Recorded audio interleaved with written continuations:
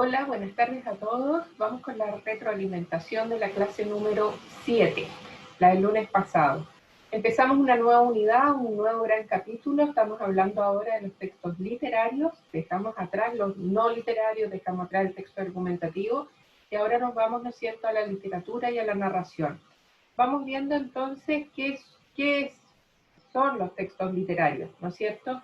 Bueno, primero partimos con el esquema. Ya sabemos que por un lado están los no literarios, donde encontramos, por ejemplo, los textos informativos y los argumentativos. Dentro de los argumentativos está la carta al director, está la columna de opinión, etc. Pero ahora estamos en el otro extremo, en la otra clasificación, que son los textos literarios, ¿ya? Los textos literarios crean un mundo de ficción. Es una historia, si estamos hablando de los textos narrativos, ¿no es cierto?, que es inspirada en la realidad, pero que es una creación artística, es subjetivo, es una interpretación de la realidad, no es la realidad. Entonces partimos viendo la definición, qué características tienen estos textos literarios, y vimos entonces que son mucho más subjetivos porque es una interpretación de la realidad, es una creación artística y donde siempre se nos va a presentar un mundo ficticio, a diferencia de lo que pasaba con los textos expositivos o con los textos argumentativos. Ahora bien, todos estos textos literarios se dividen en tres grandes grupos, por lo menos. El género lírico, que nosotros lo conocemos habitualmente como el mundo de la poesía, donde vamos a ver la expresión de emociones, eso lo vamos a revisar el próximo lunes.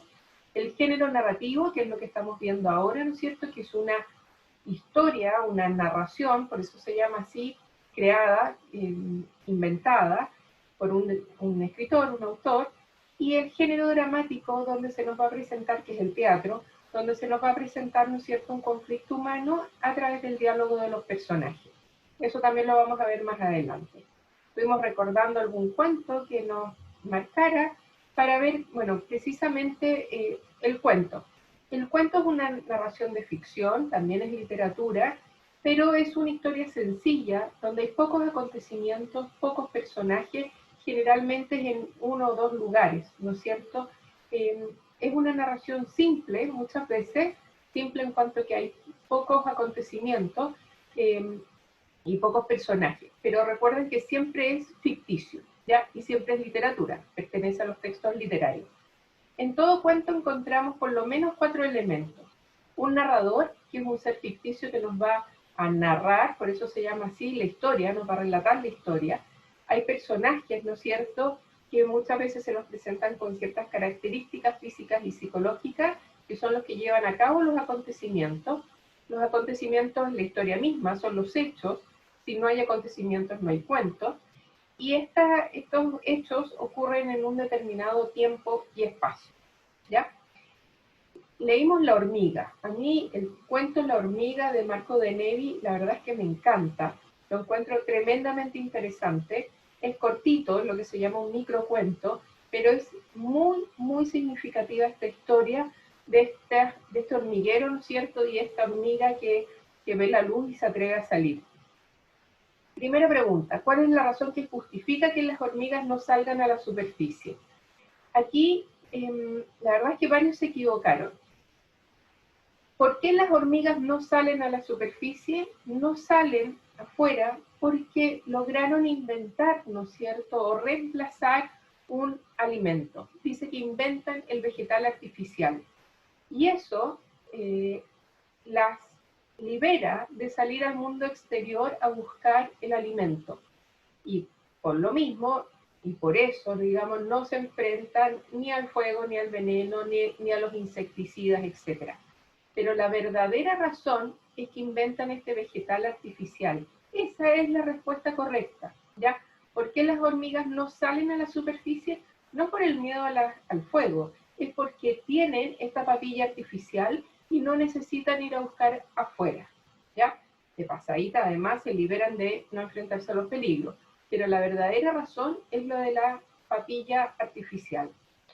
¿Qué es lo que lleva a la hormiga a atreverse a salir? Hay una hormiga, ¿no es cierto?, que distingue esta luz lejana por ahí y siente curiosidad, es valiente además, y se atreve a salir por este hoyito que había quedado en este gran hormiguero. Entonces ve la luz siente curiosidad y se atreve a salir. Es una hormiga valiente, sin duda, curiosa y valiente. ¿Por qué este texto puede ser catalogado como un cuento? Primero, ¿no es cierto? Es una historia breve, es ficticia, tiene muy pocos personajes, habla de las hormigas en general y de una hormiga que es la que se atreve a salir. Habla de un lugar, el hormiguero, y del jardín que está arriba, ¿no es cierto? Es un relato entonces ficticio, breve, con pocos personajes, con pocos hechos. Pero sobre todo lo más importante es que es un relato ficticio, es una historia ficticia, breve, sencilla. La pregunta 4 era, a mi juicio, súper interesante, porque había que relacionar esta historia ficticia con nuestra realidad. Y aquí la verdad es que encontré un poco pobre las respuestas. Algunos relacionaron el encierro de las hormigas, en esto del gran hormiguero, como el periodo de cuarentena que estamos viviendo, que sí, es cierto, pero había un montón de análisis o de ideas que poder plantear.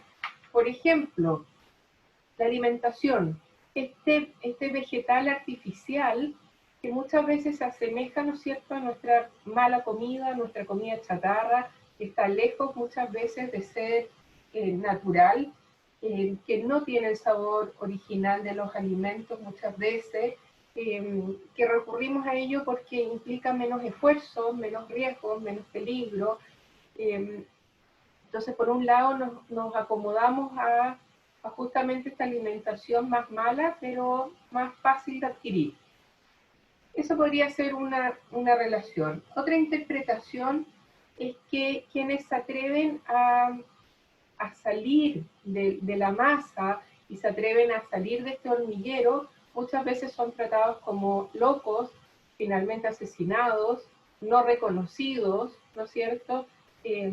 Muchas veces preferimos quedarnos encerrados en esta sociedad todos parejos, sin atrevernos un poco a romper nuestro mundo o a explorar más allá.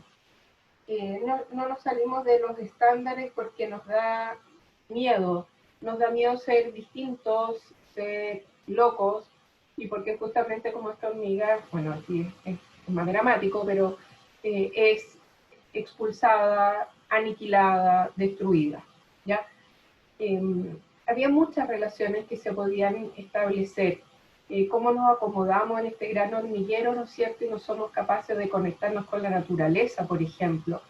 Muchas veces se nos olvida lo que son las flores, los olores, la tierra, tocar la tierra, empaparnos en nuestra propia humanidad, cómo de alguna manera nos hemos ido deshumanizando. En fin, tenía muchas interpretaciones este cuento. La invitación era un poco a eso y sigue siendo esa la invitación. Ojalá que lo relean porque es un cuento muy, muy interesante, que vale la pena darle una segunda lectura, reinterpretando un poco lo que nos quiere decir el autor. Bien, estamos viendo entonces el cuento. Hoy día seguimos en eso, seguimos reencontrándonos con el texto narrativo. Eso es lo que van a ver en este formulario, en el formulario de la clase de hoy, y el próximo lunes nos vamos con la poesía. Un abrazo grande, ánimo y buen trabajo, que estén muy bien.